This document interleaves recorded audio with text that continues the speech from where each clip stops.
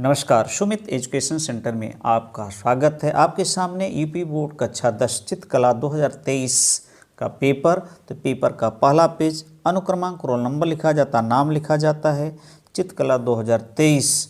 और इसमें बहुत ज़रूरी है सामान्य निर्देश जो उसको पढ़ना कला के छात्रों के लिए।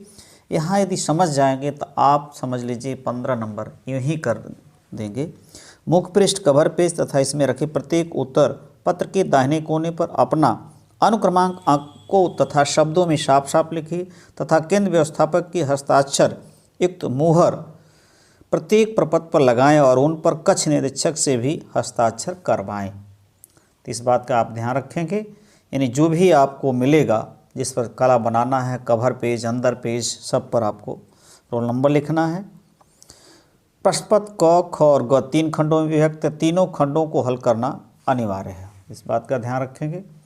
खंड क में आलेखन कला तथा प्राविधिक कला के प्रत्येक के 20 बहुविकल्पी प्रश्न हैं, जिनमें किसी एक के 20 बहुविकल्पी प्रश्नों के उत्तर OMR उत्तर पत्रक पर अंकित करने हैं।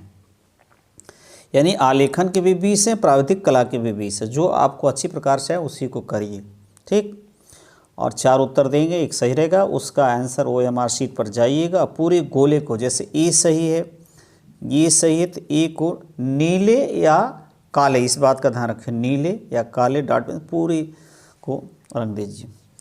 OMR उत्तर पत्रक पर उत्तर अंकित किए जाने के पश्चात उसे काटे नहीं तथा इरेजर का प्रयोग नहीं करना, व्हाइटनर का प्रयोग नहीं करना है। खंड क के प्राकृतिक दृश्य चित्रण, खंड ख के प्राकृतिक दृश्य चित्रण अथवा आलेखन अथवा प्राविधिक कला में से केवल एक का चित्रण करना है। देखिए खंड क में, जैसे खंड क में प्राविधिक है, आलेखन और प्राविधिक दोनों में से एक का करना। यहाँ भी इसमें से देखिए, या तो ये करिए, या तो ये करिए, या तो ये करिए, जो आपको अच्छा लगे।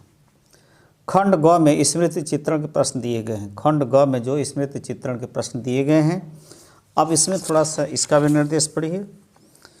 और ये है वो अंग्रेजी में, तो अंग्रेजी मीडियम के छात्र चाहे तो स्क्रीनशॉट ले सकते हैं। पार्ट ए खंड, इस खंड में आलेखन अथवा प्राविधिक कला के प्रत्येक के 20 बहुविकल्पी प्रश्न हैं, जिसमें किसी एक ही का करना 20, चाहे प्राविधिक करिए या तो उसको। तो यहाँ से प्रश्न शुरू हो रहा है आलेखन डिजाइन। अब यहाँ वही निर्देश है कि सही क्रम में उत्तर पत्र पर अंकित करना है। इंद्रधनुष में कितने रंग होते हैं? तो इंद्रधनुष में आप जानते ही हैं 7 रंग होते हैं। इंद्रधनुष में कितने रंग होते हैं? 7 रंग होते हैं। तो सी विकल्प सही है। अब अगला है आपके सामने पेज नंबर 3। तो देखिए पेज नंबर 3 भी आ गया आपके सामने। नीला रंग नेत्रों पर कौन सा प्रभाव डालता है? पेज नंबर 3 पर दूसरा प्रश्न। तो 4 विकल्प दिए गए हैं। OMR शीट पर जाइएगा, ए को क्या करिएगा, काला कर दीजिएगा या नीला कर दीजिएगा, डॉट पेन से याद रखिएगा। निम्न में से कौन सा प्राथमिक रंग है? देखिए प्राथमिक रंग हरा, लाल, नारंगी, बैंगनी। लाल है। प्राथमिक रंग 3 होते हैं, याद रखिए प्राथमिक रंग 3 होते हैं, लाल, पीला और नीला। तो इस पर और प्रश्न आया तो आप तैयार रख सकते हैं। किस नंबर की पेंसिल से खींची गई रेखा गहरी होती है? देखिए HB, H, 2B, H माने 2H मतलब हार्ड, 2B यही ब्लैक समझ लीजिए। तो ये सबसे गहरी होगी, सी विकल्प सही है चौथा का। अब अगला प्रश्न आपके सामने है 5वां। लाल नीला रंग मिलाने से कौन सा रंग बनता है? लाल नीला रंग मिलाने से बैगनी रंग बनता है। कौन सा रंग बनता है? बैगनी रंग बनता है। ओस्टवाल्ड कलर चार्ट में कितने रंग होते हैं? 8। आसान प्रश्न है। समांतर रेखा किसे कहते हैं? समांतर रेखा किसे कहते हैं? तो समांतर 2 सीधी रेखाएं आपस में न मिले, 2 सीधी रेखाएं आपस में न, कहीं भी बढ़ाते जाइए न मिले, ये तो ये सही है। और अगला है सबसे महीन ब्रश निम्न में से कौन सा है? 8वां का जो आपके सामने है नंबर 1 होता है, बी विकल्प सही है। हम आपको लेकर चल रहे हैं अगले पेज यानी चौथे पेज पर। चौथा पेज भी आपके सामने आ ही गया। ये है 9वां प्रश्न, किन दो रंगों के मिश्रण से हरा रंग बनता है? किन दो रंगों के मिश्रण से हरा रंग बनता है? तो पीला और नीला, याद रखिएगा। पीला और नीला प्राथमिक होते हैं, हरा द्वितीयक होता है। अब आपके सामने आ गया 10वां प्रश्न, रेखा किसे कहते हैं? दो बिंदुओं के बीच की दूरी को रेखा कहते हैं। दो बिंदुओं के बीच की दूरी को रेखा कहते हैं। तटस्थ रंग कौन सा है? तटस्थ काला तथा सफ़ेद तटस्थ रंग होता है। बिना ब्रश की सहायता से कौन सा रंग लगाया जाता है? पेस्टल। बिना ब्रश की सहायता से पेस्टल। 13वां प्रश्न, निम्न में से सबसे अधिक मोटा ब्रश? नंबर 6। सूर्योदय के समय क्षितिज का रंग लगता है लाल। अब हम आपको लेकर चल रहे हैं अगले पेज यानी 5वें पेज पर। तो देखिए 5वां पेज आपके सामने, जिस पर 15वां प्रश्न शुरू होगा। 14 का अंग्रेजी मीडियम वाला भी है। और कौन सा आकार आलेखन के लिए उपयुक्त नहीं? वर्ग उपयुक्त है, त्रिभुज उपयुक्त है, वृत्त उपयुक्त, कोण। एक कोण जैसे ऐसे, इसमें आलेखन कहाँ से बनाएंगे? वृत्त में आप बना सकते हैं, ऐसा होता है। त्रिभुज में बना सकते हैं, वर्ग में बना सकते हैं, लेकिन कोण में कहाँ से बनाएंगे? तो सही जो है उपयुक्त नहीं है, कोण वाला उपयुक्त नहीं है। अगला है 16, निम्न में से कौन सा रंग गर्म है? लाल रंग गर्म होता है। आसान प्रश्न है। निम्न में से किस प्रकार की पेंसिल से खींची गई रेखा हल्की? हार्ड जितना, जैसे 2H 3H भी रहेगा तो उससे और हार्ड होगा, कहने का अर्थ है। द्वितीयक रंग कितने होते हैं? द्वितीयक रंग 3 होते हैं, हरा, नारंगी और बैगनी। ठीक है, याद रखिए, नारंगी, हरा और बैगनी होते हैं। रंग माध्यम में अधिक पारदर्शी रंग कौन सा है? तो जल रंग होता है। 19 का जो विकल्प सही आपके सामने है वो ये है, जल रंग होता है।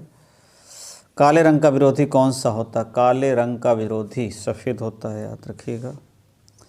तो ये हुए आलेखन के बहुविकल्पी। अब चल रहे हैं आपको लेकर, अथवा लिखा है ना प्राविधिक वाले पर। तो देखिए प्राविधिक के प्रश्न, प्राविधिक के प्रश्न आगे ऑब्जेक्टिव लिखा है।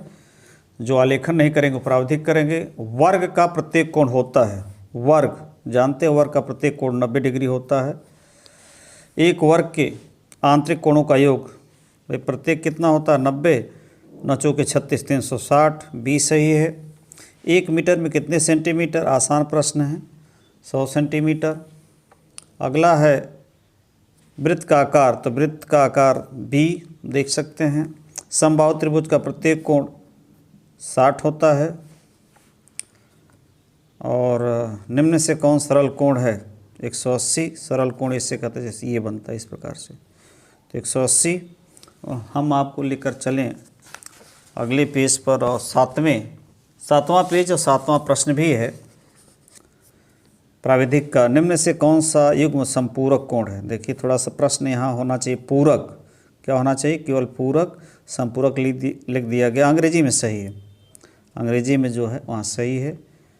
तो पूरक होना चाहिए, तो C विकल्प सही है। संपूरक में दोनों कोणों का योग 180 और पूरक में 90 होता है, इस बात को याद रखिएगा। निम्न में से कौन सा आकार पंचभुजाकार है? तो आसान है, पांच भुजाएं। दो बिंदुओं को मिलाने वाली कितनी रेखाएं? दो बिंदुओं को मिलाने वाली कितनी रेखाएं खींची जा सकती हैं? एक बिंदु यहाँ, एक खाली एक रेखा खींच सकते हैं। 10वां, निम्न में से अधिक कोण कौन सा है? 90 से बड़ा लेकिन 180 से कम। आसान प्रश्न है। 1 मीटर में कितने डेसीमीटर? तो 1 मीटर में, 11वां प्रश्न, 1 मीटर में कितने डेसीमीटर? तो 10। किसी त्रिभुज के अंतःकोणों का योग 2 समकोण यानी 180। अगला प्रश्न आपके सामने है अगले पेज पर, देखिए 8वां पेज। 1 डेसीमीटर में कितने सेंटीमीटर होते हैं? तो 1 डेसीमीटर में 10 सेंटीमीटर। एक वर्ग की चारों भुजाओं का गुण, एक वर्ग की चारों भुजाएं का गुण, सभी भुजाएं बराबर होती हैं। किसी समबाहु त्रिभुज के लिए कौन सा गुण नहीं लागू होगा? त्रिभुज के अंतः कोण बराबर होते हैं, सही है। त्रिभुज के तीनों भुजाएं बराबर होती है, सही है।